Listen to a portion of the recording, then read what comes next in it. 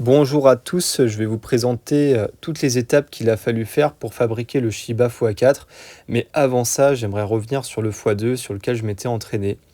Donc un Shiba 2 fois plus grand nécessite environ 8 pièces, donc c'est 2 x 2 égale 4, x 2 8. Donc 2 fois plus grand en longueur et largeur et hauteur. En fait, la première étape nécessite de récupérer toutes les pièces, de les rassembler. Bon, comme il n'y en avait que 8 paquets, ça allait beaucoup plus vite.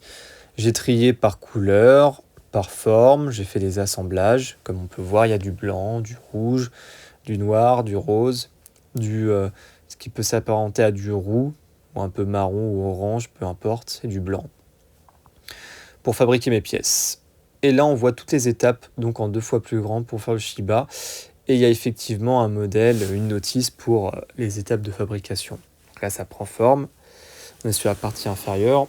Puis là, ça prend de la hauteur, hein, avec la queue, commence à se former, le début de la tête, de la structure.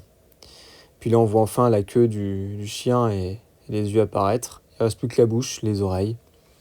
Tous ces petits détails pour que ça prenne forme. Voilà ce que ça donne quand c'est 2 fois plus grand.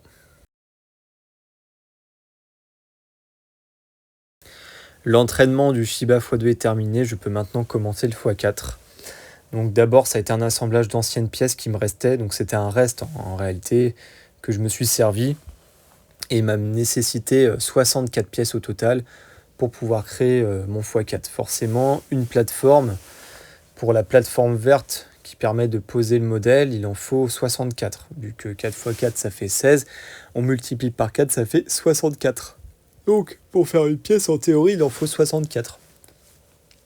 Donc au fur et à mesure j'ai fait mes petits assemblages, j'ai commencé à faire des pièces 4 fois plus grandes.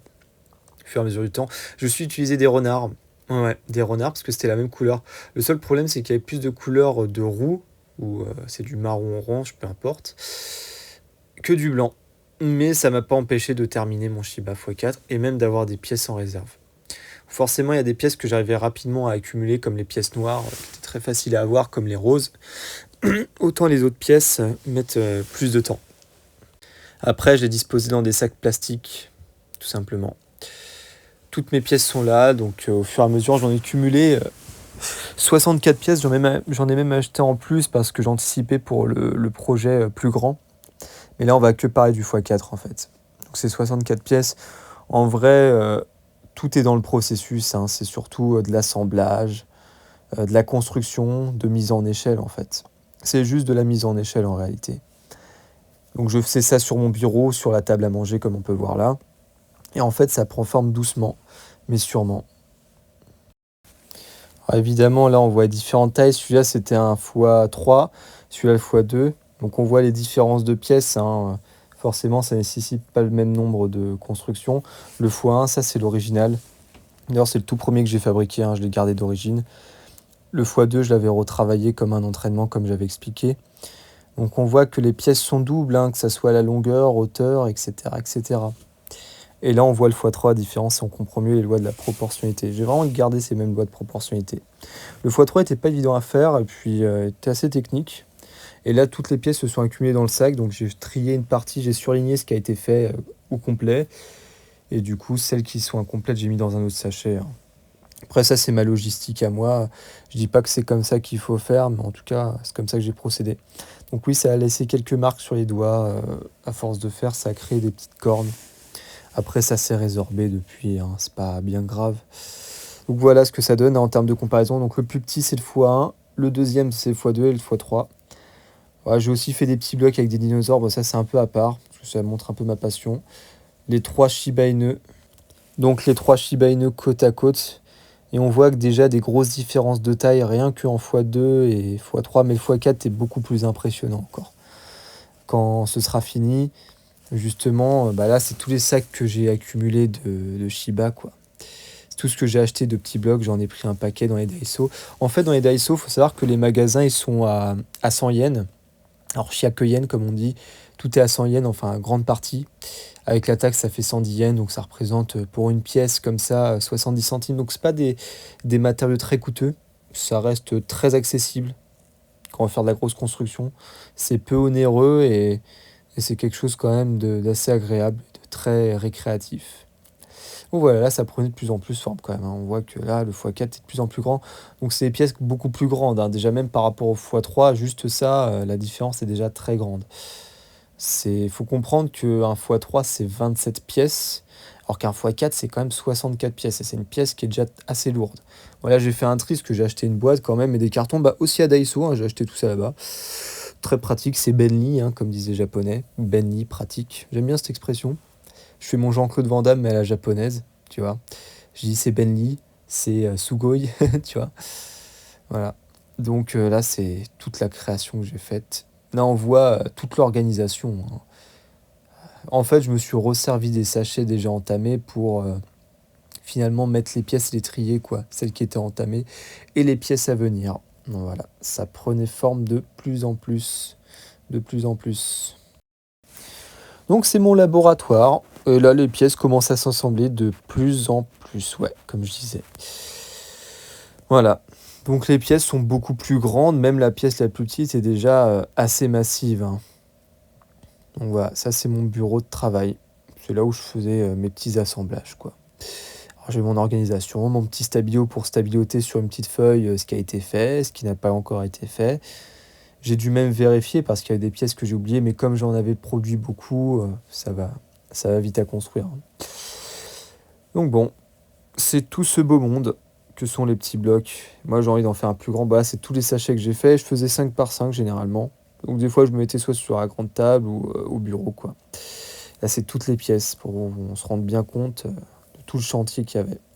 Donc ça s'accumule, hein. Progressivement, très lentement, ça s'accumule, mais ça s'accumule, ouais. Et je pense que ce travail-là, ça a bien pris 24 heures à faire. Alors pas 24 heures en une fois, mais ça s'est fait sur les jours, ça s'est étalé en fait. Là, on voit que ça prend forme. Ça y est, là, la plateforme est mise en place. Là, il y a toutes les pièces. Et là, je vais vous montrer ce que ça donne grandeur nature sur mon bureau avec toutes les pièces. Ça a débordé tout jusqu'au bureau. Donc forcément, il y en a un beau paquet.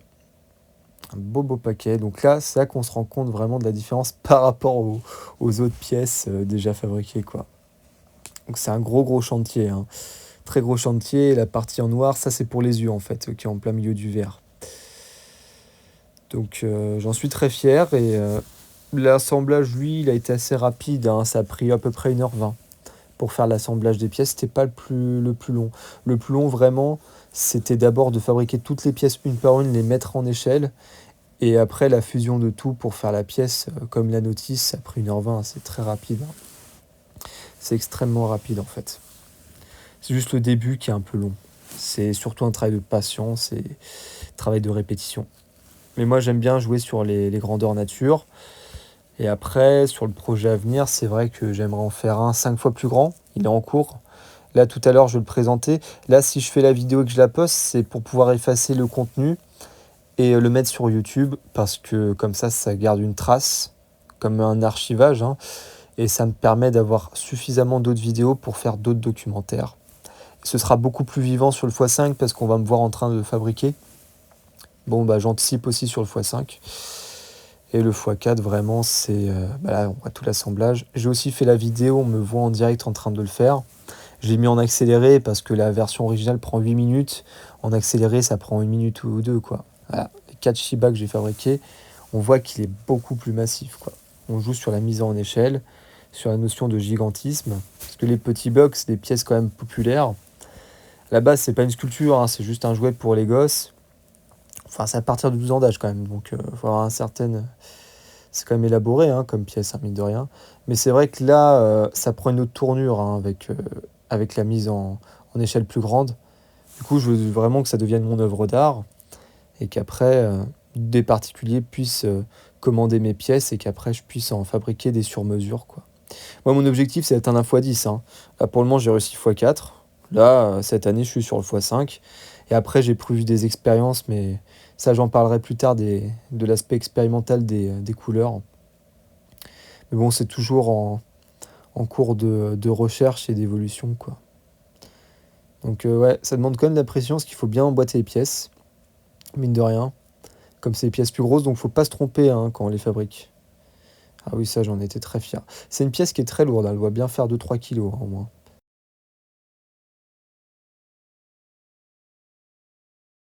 La vidéo est maintenant terminée.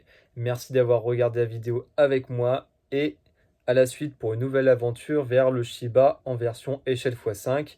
De nouvelles vidéos vont arriver, on verra mieux comment je fabrique, on verra plus en action et pas juste des photos de pièces.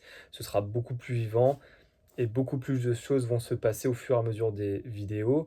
Et c'est possible que ça se fasse en plusieurs épisodes pour la fabrication du x5 parce que j'ai pas encore toutes les pièces. J'en ai à peu près une soixantaine. Non, pas une soixantaine. J'en ai une quarantaine des pièces. J'ai une quarantaine de pièces. Il m'en faut 125.